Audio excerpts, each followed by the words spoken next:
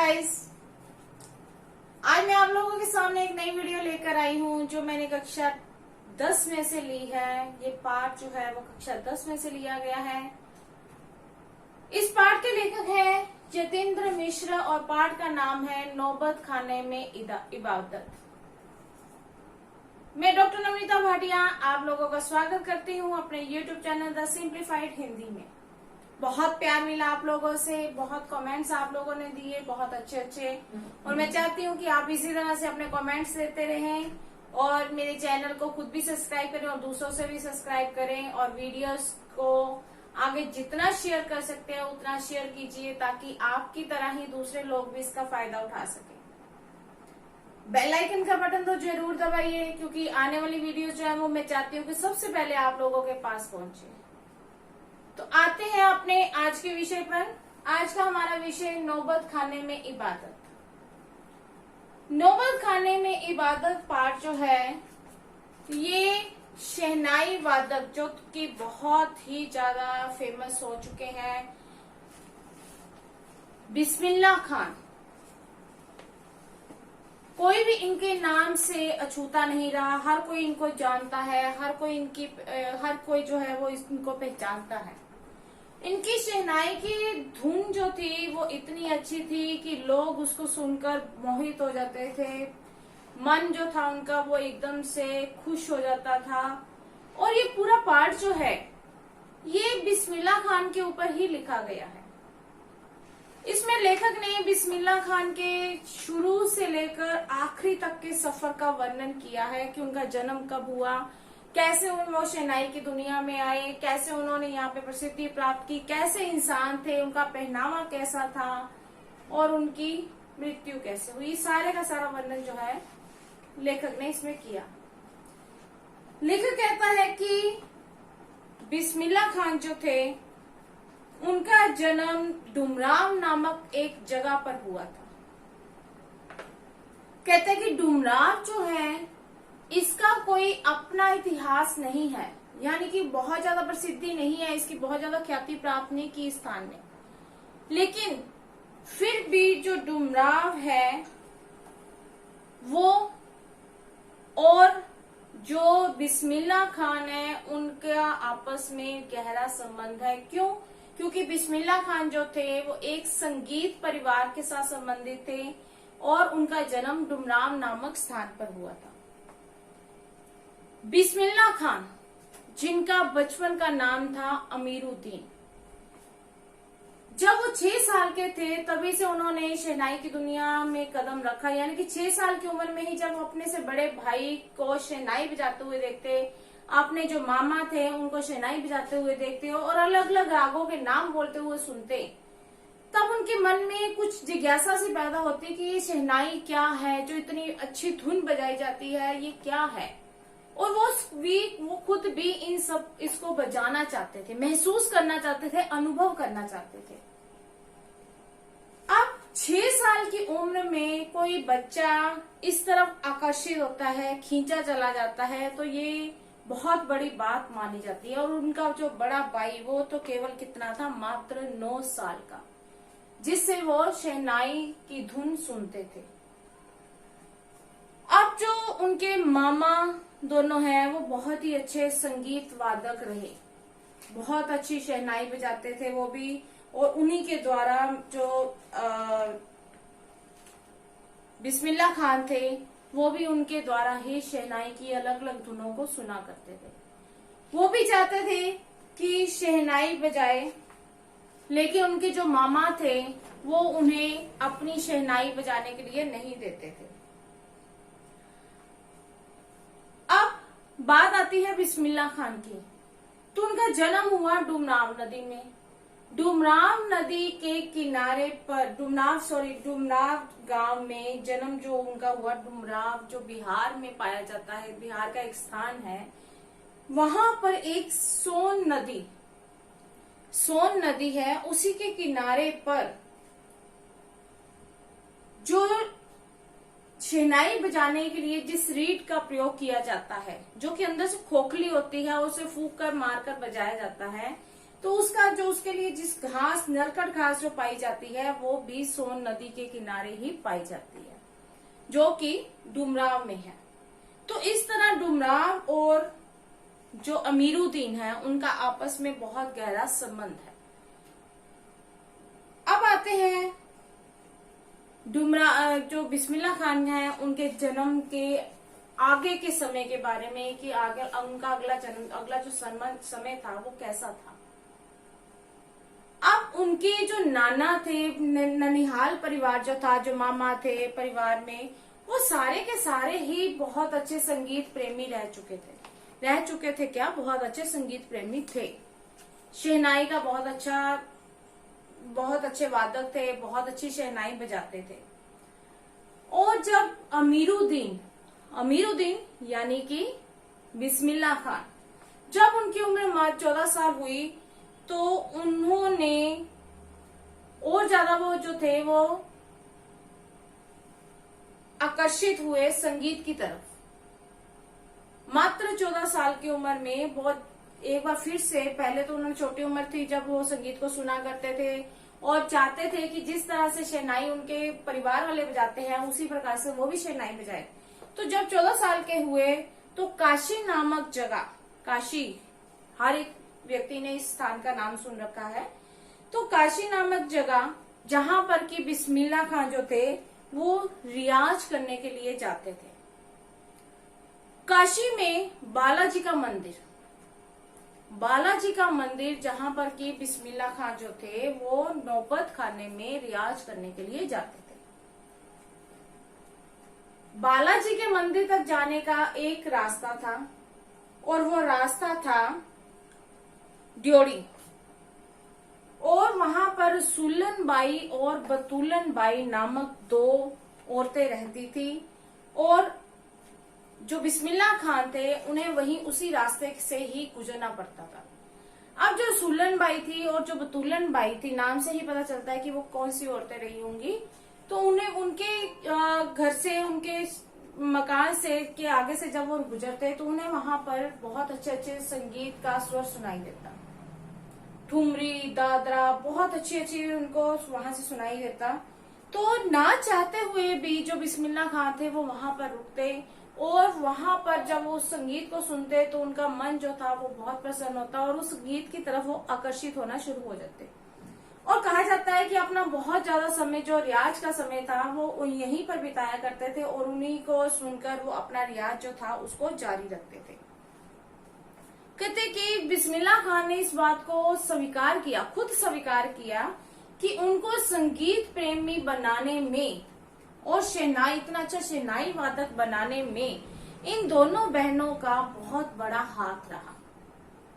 इन दोनों बहनों के कारण, मतलब वो शहनाई वादक जो इतने अच्छे बने, तो उसमें इन दोनों भाई बहनें जो थी, रसूलन बाई और बतूलन बाई, इन दोनों का बहुत बड़ा हाथ रहा।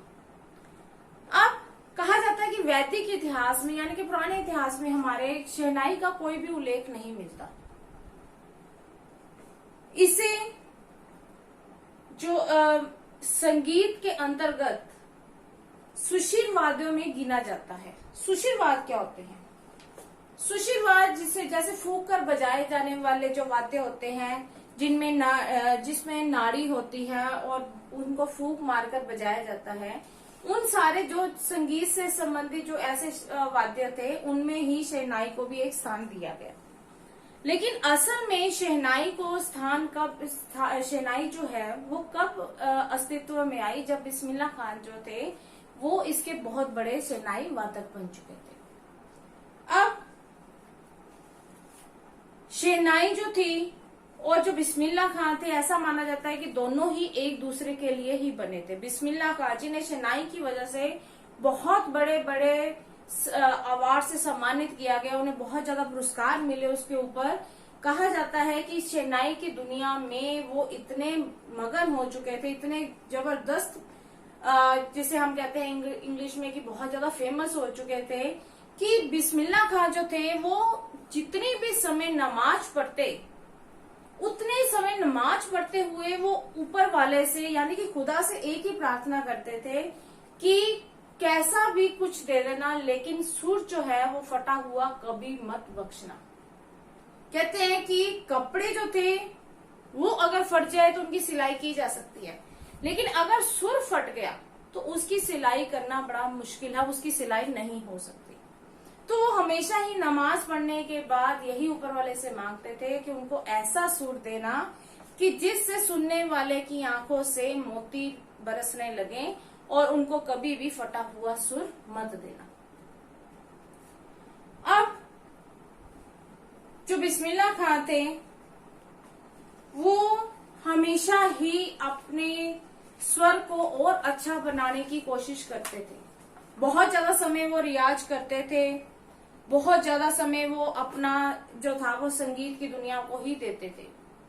बिस्मिल्लाह खां जो थे वो मुस्लिम पर्व जैसे जिसे कहा जाता है मुहर्रम के समय में तो उनका संगीत सुनने वाला होता था। मुहर्रम क्या है, जो कि मुसलमानों का एक महीना माना जाता है, एक त्योहार माना जाता है, जिसमें कि वो अपने जो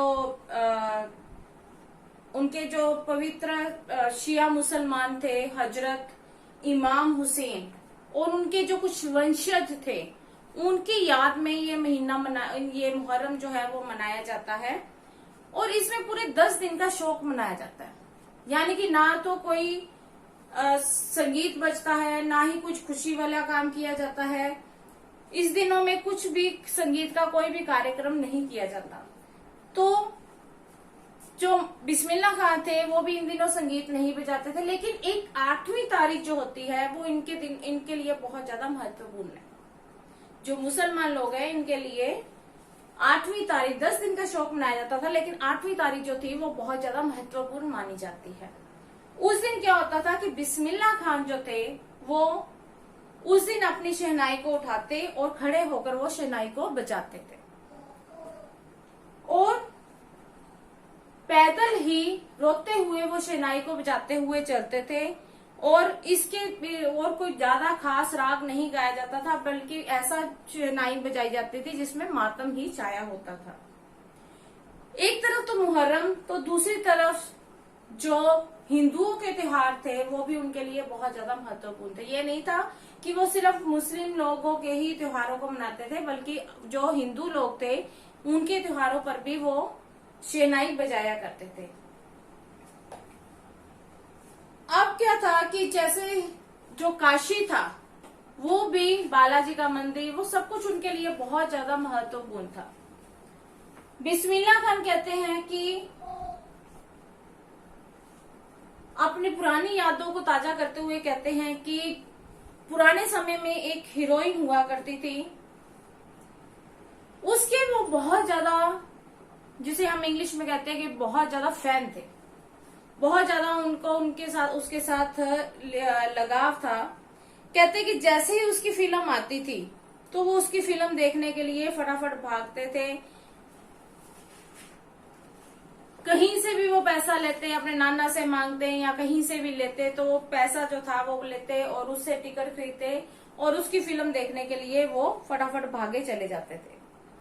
कहते हैं बिस्मिल्लाह खां कि सुलोचना की जब भी फिल्म आती तो उसके देखने के लिए चलते। तो जिस तरह से रसूलन बाई और बतूलन बाई का उनके संगीत की दुनिया में लाने में एक बहुत बड़ा हाथ रहा, उसी प्रकार से इसका सुलोचना का भी, जो कि उस समय की बहुत बड़ी हीरोइन मानी जाती थी, उसका भी बहुत बड़ा हाथ रहा इन्हें शहनाई वादक बनाने में। तो एक तरफ तो रसूलन भाई बतूलन भाई, दूसरी तरफ सुलोचना, और उसके अलावा जिनके मामा थे उनका भी बहुत बड़ा हाथ रहा, क्योंकि मामा की ही शहनाई को ये बजाते थे और उन्हीं के जो वो राग गाते थे, जिस प्रकार से वो अपना रियाज करते थे, उसी प्रकार से बिस्मिल्लाह खान जो थे उन्होंने भी उनको देखा देखी अपना रियाज करना शुरू किया, उनकी शहनाई को बजाया और उनको आगे लाने में उनके दो जो मामा थे उनका भी बहुत बड़ा हाथ रहा। अब काशी में संगीत आयोजन की बहुत पुरानी और अद्भुत परंपरा रही है। वहां पर काशी में जो संकट मोचन मंदिर है, उस मंदिर में इस परंपरा को निभाया जाता था और वहां पर शहनाई बजाई जाती थी। हनुमान जयंती हो या कुछ भी हो तो वहां पर बिस्मिल्लाह खां उस समय शहनाई बजाया करते थे और वहीं पर बैठते थे उसी की तरफ मुंह करके। यानी कि उस समय उनके दिलो दिमाग में सिर्फ शहनाई होती थी, कोई भेदभाव नहीं होता था, कोई ये नहीं होता था कि ये हिंदुओं का त्योहार है तो मैंने इस त्योहार पे ऐसे नहीं बजाना, शहनाई नहीं बजानी, बल्कि जिस तरह वो मुहर्रम के दिनों में शहनाई बजाते थे उसी प्रकार वो इसी यहाँ पर भी शहनाई बजाते थे। चाहे वो विश्वनाथ या बालाजी का मंदिर ही क्यों ना हो, वो वहां पर भी यही काम करते थे। अगर कहीं कभी उन्हें कहीं किसी वजह से कहीं और जाना पड़ता था तो वो बालाजी के मंदिर की तरफ मुंह करके बैठ जाते और वहां पर वो शहनाई बजाना शुरू कर देते थे। बिस्मिल्लाह खान जो थे उनको भारत रत्न से सम्मानित किया गया, लेकिन उनकी एक घटना का वर्णन लेखक ने किया है कि एक बार उनकी लुंगी थोड़ी सी फटी हुई थी तो उनकी जो एक शिष्या थी उसने डरते डरते बिस्मिल्लाह खान से कहा कि आप भारत रत्न से सम्मानित हो चुके हैं तो आज भी अगर लुंगी आप फटी हुई डालते हैं तो ये अच्छा नहीं लगता। तब उन्होंने जवाब दिया कि लुंगिया का क्या है, फटी है तो सिल भी जाएगी, लेकिन अगर सुर फट गया तो वो नहीं सिला जा सकेगा। और जो मुझे अवार्ड मिला है भारत रत्न पुरस्कार से, जो मुझे सम्मानित किया गया है, ये मेरे सच्चे सुर की वजह से दिया गया है, ना कि मेरे पहनावे की वजह से।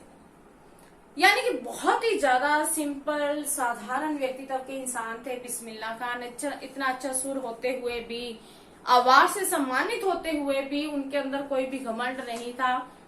बहुत ही साधारण किस्म के इंसान थे, कोई जैसे थे वैसे ही दिखाते थे, ऊपरी दिखावा तो वो बिल्कुल भी नहीं करते थे।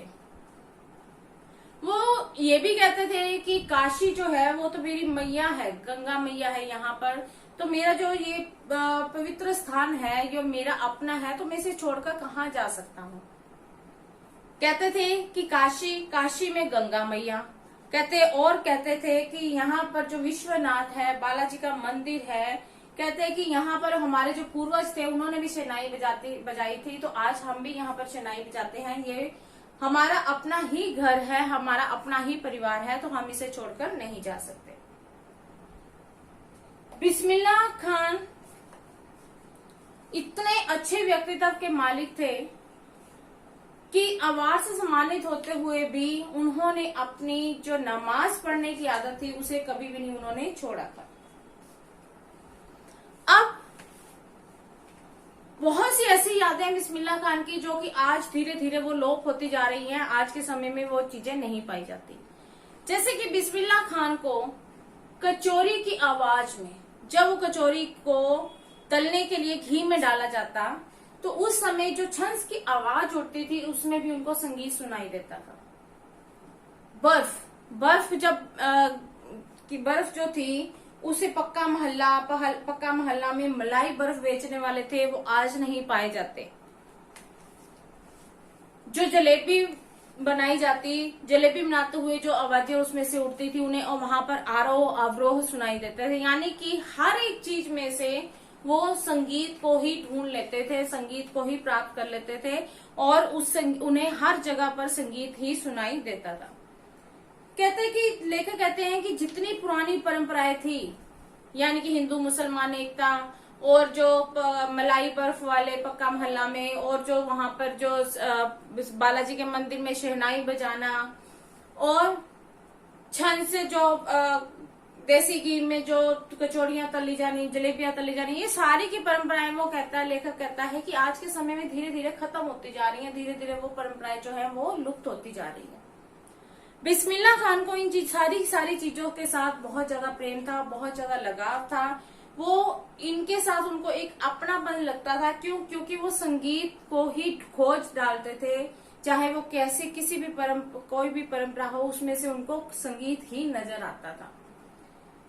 अब वो सच्चे सुर के मालिक थे तो होना ही यही था कि उन्हें हर जगह संगीत ही संगीत सुनाई देता था। बहुत सारे अवार्ड जो थे उन्हें मिले, सबसे बड़ा भारत रत्न पुरस्कार उनको दिया गया और 21 अगस्त 2006 ये एक ऐसा समय आया जबकि जो बिस्मिल्लाह खान थे वो हम सबको छोड़कर, इस दुनिया को छोड़कर विदा हो गए, यहाँ से वो चले गए। उन्होंने अपनी अंतिम सांसें ली और उन्होंने इस संसार से विदाई ली। एक शहनाई वादक जिसने शहनाई की दुनिया में, एक शहनाई को, संगीत की दुनिया में शहनाई को एक अच्छा स्थान दिलवाया। शहनाई जिसे कोई जानता नहीं था, पहले इतनी ज्यादा वो प्रसिद्ध नहीं थी, उसे सुशील वाद्यों में ही माना जाता था, तो उसे एक अलग स्थान दिलाना ये बिस्मिल्लाह खान जैसा कोई शहनाई वादक ही कर सकता था। और बिस्मिल्लाह खान ने इसे अपने समय में करके दिखाया और जितना समय वो रहे उतने समय वो हमेशा ही अभ्यास करते रहे। उन्होंने अपने अभ्यास को नहीं छोड़ा और खुदा के सामने एक ही प्रार्थना थी कि कभी भी उनका सुर खराब ना हो, ऐसा सुर उनको मिले जिसको सुनकर लोगों की आंखों से मोती निकलने शुरू हो जाए। तो इस प्रकार थे बिस्मिल्लाह खान। बहुत ही साधारण व्यक्तित्व के इंसान, बहुत ही अच्छे व्यक्तित्व के इंसान और हमेशा ही अपने पांचों समय की नमाज पढ़ने वाले, रोजा रखने वाले, लेकिन साथ ही साथ हिंदुओं की जो मंदिर थे उनकी में भी जाकर शहनाई बजाने वाले। वही आस्था जो कि वो मुहर्रम के दिनों में रखते थे, वही आस्था वो बालाजी के मंदिर में दिखाते, वही आस्था वो संकट मोचन के मंदिर में जाकर दिखाते। यानी कि उनके अंदर कोई भी भेदभाव की भावना नहीं थी। तो ये था हमारा पाठ नौबत खाने में इबादत, जो कि पूरी तरह से बिस्मिल्लाह खान के जीवन के ऊपर आधारित है। आशा करती हूँ कि आप लोगों को ये पाठ समझ में आया होगा। मैंने जो आपको इसकी व्याख्या बताई, बहुत ही इसका सार जो था वो बहुत ही सरल शब्दों में बताया, तो मैं उम्मीद करती हूँ कि आपको ये पाठ जो है वो समझ में आया होगा। अगर ऐसा है तो जल्दी से फटाफट से अपना फोन उठाइए, लाइक के बटन को दबाइए, कमेंट्स जैसे आप पहले भी करते आ रहे हैं वैसे ही कमेंट्स कीजिए। कमेंट्स मेरे लिए बहुत ज्यादा जरूरी है। और शेयर कीजिए वीडियो को जितना अधिक आप कर सकते हैं, ताकि आप ही की तरह जो दूसरे लोग हैं वो भी इसका फायदा उठा सके।